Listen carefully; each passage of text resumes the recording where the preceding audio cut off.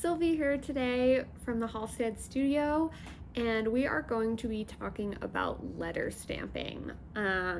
There's just a couple techniques that will really help your lettering be clean and precise, and also a way or two to make them really stand out and pop.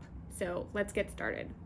What you're going to need is your piece of metal. I am using a 22 gauge circle blank.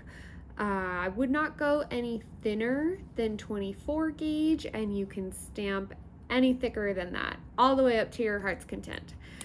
22 gauge to 18 gauge is going to be your sweet spot for jewelry stamping. I also have a steel block. You need something that's going to be hard to resist your stamp and get a clean impression. Wood is going to be too soft. You're going to want to do a steel block, an anvil, something of that nature. I also have a sandbag here, which is optional. I personally don't love to use a sandbag, but some artists really like them because they can help dampen the noise created from stamping, because you're going to be doing some hammering and it can get loud. You're also going to need a really heavy hammer. This brass stamping hammer is a great option, but any super heavy hammer that you can hit other metal with. You don't want to use your nice planishing hammers or things like that, because the steel stamps will mar up that face. The face of this hammer is meant to get dinged up from your stamps. It's totally okay. You're going to need your stamps. I've got a set of letter stamps here, and something that I find really, really helpful with lettering, especially, like I said, this is not necessarily super necessary, but it's definitely something that really helps with lettering, in my opinion. Get that clean, even line up organization of your stamps is some thick tape.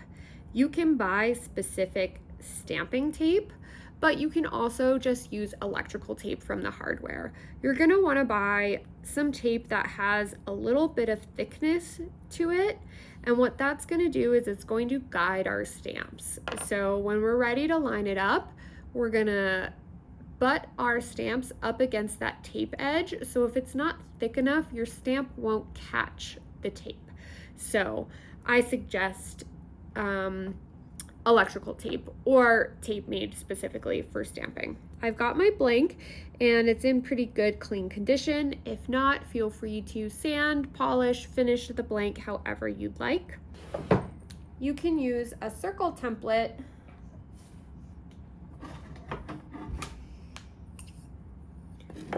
to figure out where your axes on the blank are.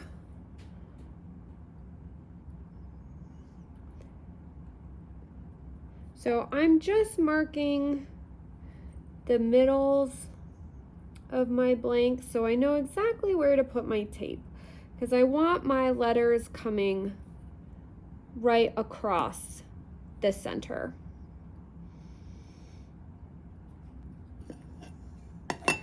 And I'm going to come back to my steel block. Now I'm going to cut a piece of that tape that's long enough to go across my entire piece of metal, because it's going to serve two purposes.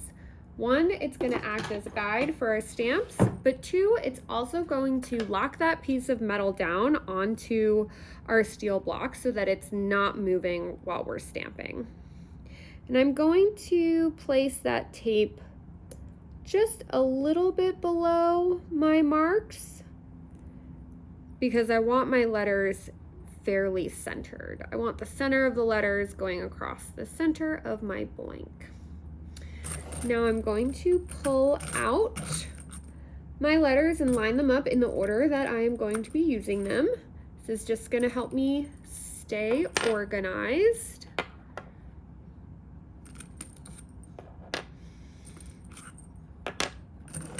And you'll notice here that we have written the letters on each of our stamps. And that's just helpful for us to know what the front of the stamp is. So when we align it, we know which direction that letter is facing so that we can make sure that we're not stamping any upside down letters. So I'm going to grab my first letter, which is the letter L, and I'm just going to gently place it on my blank and drag it down until I feel it catch that tape. I am just visually aligning my word left to right. I'm going to be stamping the word love. However, if you want to make marks or add additional pieces of tape for guidance, you can absolutely do that. So I'm just gently dragging my L down until I feel it catch that tape. And then I'm going to hold the stamp kind of in the middle with a couple fingers onto my stamping surface or the table or something like that to help steady my stamp. So I've got that lined up, and then I'm going to come in with one good hard blow from my brass hammer. And we've got a stamp. If you can, especially with these smaller stamps, if you can avoid multiple hammer blows, it's going to be beneficial. You'll have a much better chance of getting a clean impression if you only have to hit it once. With these smaller stamps, typically once is all you need. As you get into larger stamps, sometimes with necessity, you will need to hit it more than once. But for these smaller guys, definitely try to do it only once. Don't be afraid to give it some force. So I'm going to come down to my next letter and gently drag it until we've caught that tape and give it a good hit. And I will continue going through my letters until I'm done. I'm just visually aligning them left to right. You can get really specific if you want and start to measure these things, but especially for a short word, I'm not too worried about it. Drag it down till I hit the tape. I've got my other fingers supporting my stamp, and we've only got one letter left.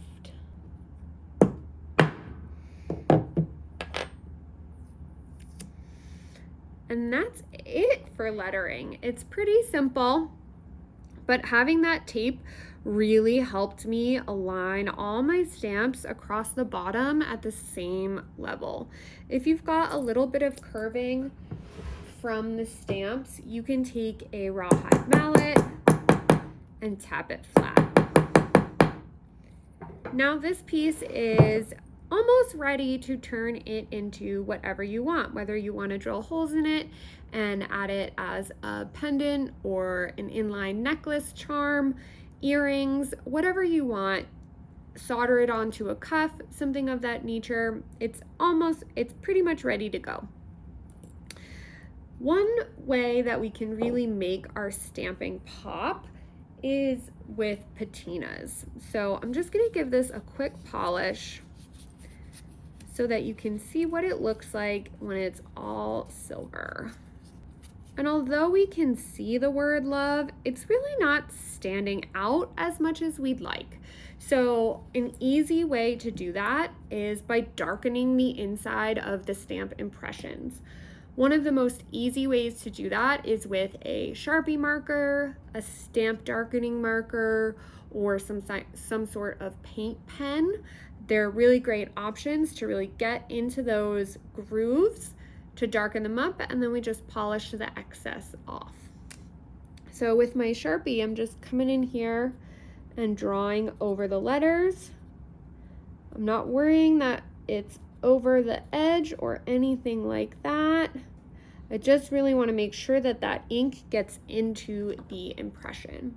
And because that area is recessed, it's not going to wear away quickly with wear because it's very hard for things to get into there. So now that I've covered it up, I'm just going to polish it away with my little polishing pad, and I'll be left with all of my letters colored black instead, and then they'll really stand out.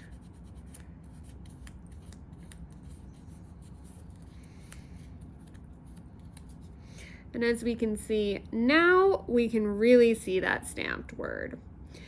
If you have liver of sulfur or any other blackening patinas, those can also do the same thing here. We have another video on how to use liver of sulfur if you're not familiar, and you can check that out on our YouTube channel. But just a Sharpie marker does a great job and really helps your stamping pop. That's lettering with stamps today. Like I said, not too complex, but some easy tips to help you get better alignment with your lettering stamps. So be sure to share with us what you make on social media by tagging us at Halstead Jewelry Supplies, and we can't wait to see what you make. Thanks for joining us. Bye.